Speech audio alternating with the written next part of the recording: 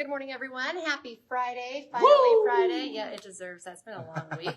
It is, I can't believe it, May 19th it's already. By. We're excited for the weekend. We're going to talk about the weekend forecast. I want to remind you, though, first, of course, you can watch this anytime throughout the day now after we go live on your Facebook feed. We make this into a podcast. Go to inform.com/podcast. Look for the Inform Minute. You can also find us on our Inform YouTube channel. So, lots to talk about, some news headlines, but let's talk about the weather. Going into a big marathon weekend as well. It's cold out there. This morning I was cold for every single one of my lights. Chilly. It is chilly. I was wind just is telling cold. someone, like the hood on your jacket was even kind of blowing behind you. I was kind of hoping it was going to like flop over my head during one of the hits. Like, see how windy it is? But that didn't happen.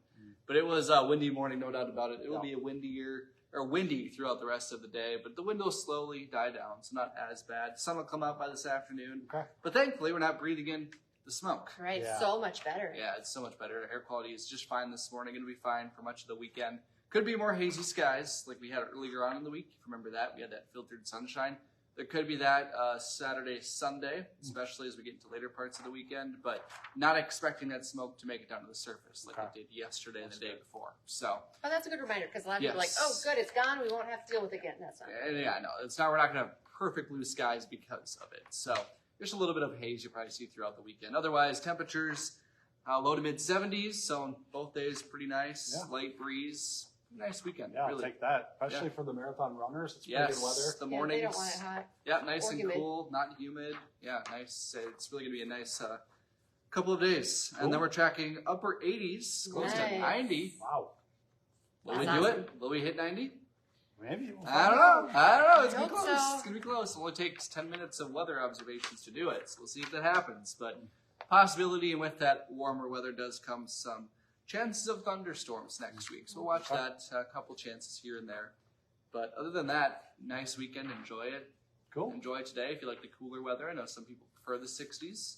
But not much to complain about in the weather department. Tonight, there could possibly be some spots that get in the mid-30s up to the north, which could trigger a frost advisory later on by the National Weather Service. We'll see if they issue it or not. So, but there is possibility of some spots getting a little chilly tonight, just with clear skies, a somewhat light wind, and we just have this cold air mass above us. So, might have to cover up those plants or any, Did you plant a garden, Scott? I did not. I planted. It's been so warm, and with the 80s, a lot of people did put their flowers out, right? Were you going to say, did you plant something? I planted some garden variety things in my, we have these little planters in my patio. Okay. And and we planted peppers and lettuce, and you get a 9-pack of lettuce. I only have one little planter. I have 9 lettuces in there. I'm going to be a rabbit. I did not know this about Dillon. This is very interesting to learn something I did this about on Dillon Wednesday. I don't know. I planted things, and so they're growing. Think you know a guy. They are growing. He has a garden. I do have a little garden. It's a little it's on my little balcony, and they're growing. But I might have to cover them up with the sheet tonight because it's getting a little chilly. Safe. Yeah. But just a reminder, you might have to do that for some spots. I'm interested to find out how your green thumb is. You got a green thumb or not? Looks pretty green to me, doesn't it? Yeah, I'm impressed. Green. Is that green? Okay. Yeah. You can't see colors, remember? Oh, is that right? Yeah. All right. Thank you, Dillon. You can take your green thumb out of here. All right. We have a couple of news headlines for you this morning. Right now, Fargo Police Department is asking for your help in finding a missing teenager. They're looking for 13-year-old Samaria Moody. She was last seen yesterday in the 1600 block of 13th Avenue South, right around 3 yesterday afternoon. They do have her picture posted on their Facebook page if you'd like to take a look. But she has brown eyes, brown hair, last seen wearing a black shirt, gray sweatpants, and a black sweatshirt. Please call Fargo Police if you have any information on where she might be. This morning, Minnesota is taking a big step closer to legalizing recreational marijuana. Last night, the State House passed a bill that fixed the differences between it and the one passed by the state Senate. Now, if the Senate passes that same bill, Governor Tim Walz says he will sign it. The bill would allow anyone 21 and older to buy up to 2 ounces of marijuana at a time. It would also set rules on how it would be taxed and the number of plants that a person could own.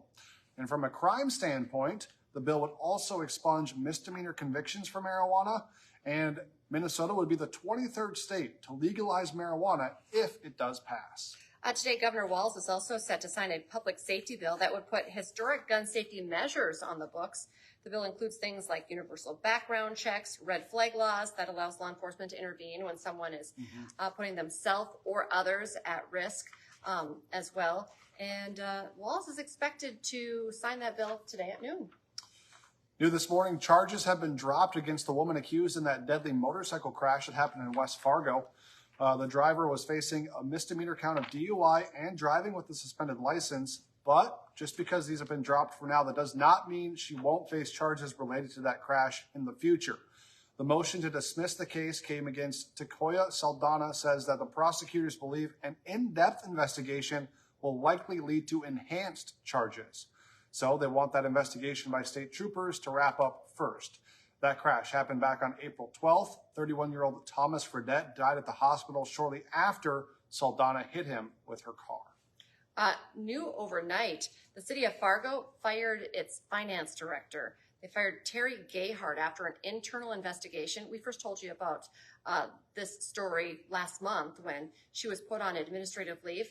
But the investigation found reports of name-calling, gender bias, and other signs of a toxic work environment.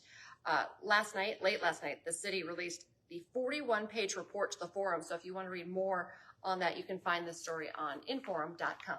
All right, a road closure to tell you about in downtown Fargo today. It's only going to last for a few hours, so don't panic, but it could make things interesting in the morning.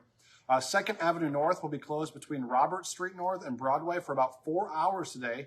We got some video of the area there overnight. They're working on a building remodel, so they're using a crane. So to do that, they have to block off the road. And of course, we're on the final countdown of the Essential Health Fargo Marathon events. Tonight's a big one. A lot of people take part in the 5K that's happening at 6:30 tonight, starting and finishing at the Fargo Dome. But really, there's going to be some road closures, mostly up in the NDSU area because of it's just right up there around the Fargo Dome. But then again, tomorrow morning, really a warning if you're going to be driving around Fargo Moorhead, because it's North Fargo all the way down to way South Fargo. It affects a lot of different areas, so just be aware of that. But marathon events continue tomorrow morning. A half marathon starts at 7:30, full marathon at 7:45, 10K at 8 o'clock. So lots of road closures. You can take a look at those routes by going to fargomarathon.com. You can still sign up for some of those events as well. So for the 5K, especially tonight and tomorrow. Maybe, by the way, you just decided you want to run a full marathon tomorrow. If you're ready, on a whim, you should do it. Good luck to anyone who is running. Have fun, be safe, all that stuff. It should be good weather for that. All right, national news this morning. There is optimism coming from Capitol Hill this morning that a deal could soon be reached to raise the U.S. debt ceiling. House Speaker Kevin McCarthy says he thinks that framework could be in place as soon as the weekend. The U.S. Treasury says that the U.S. could hit the existing ceiling by June 1st. That's just 13 days from now, so the clock is ticking. However, a deal could still be derailed by both sides of the aisle. The GOP House Freedom Caucus is calling for negotiations to be suspended until the Senate adopts a bill that already passed in the House. That bill would cut $5 trillion in spending, and some Senate Democrats are calling on Biden to invoke the 14th Amendment instead of negotiate. That would allow him to raise the ceiling without congressional approval. So while there is that optimism, still a long ways to go. We'll keep following that as it unfolds. Hot Mic with John Izzo on this morning from 9 to 11 on WDAY Extra. Lots to talk about today. The Nuggets take a 2-0 series lead over the Lakers in the Western Conference Finals. Jamal Murray had a 23-point third quarter. Also, the Dallas Stars and the Vegas Golden Knights, game 1 tonight as well. I went to my first Vegas Knights game, so now I consider myself a Knights fan. It's easy to say that when they're winning, too. So, and then we talked about our own Fargo Force. It's do or die for them tonight as well. They have to win in Youngstown, which is that Ohio? Yeah, I think it's Ohio. I don't know, Youngstown. They're playing there tonight. I believe the game's at 6:05 our time, 7:05 Central. There's all 6:05 Central, 7:05 Eastern, sorry. But there's also going to be a watch party at the Shields Arena tonight, so that's kind of exciting. That's kind of fun, So get all the fans together. Hopefully they can get a W. Remember to join us for our next newscast coming up here at 11 this morning. And then this afternoon, we start again on your Friday to wrap up the work week, 4, 5, 6, 9, and 10. And I believe we're going to be doing some live presence at the Fargo Marathon events too. So that'll be fun to see. And hopefully we see a lot of people out there. Also want to remind you, a great time to get your inforum.com subscription, 99 cents a month for your first 3 months. Just go to inforum.com for that all access pass. All right, folks, enjoy your weekend. It's going to be nice out there. Get outside, enjoy some sunshine. If you're running in any of the marathon events, good luck to you.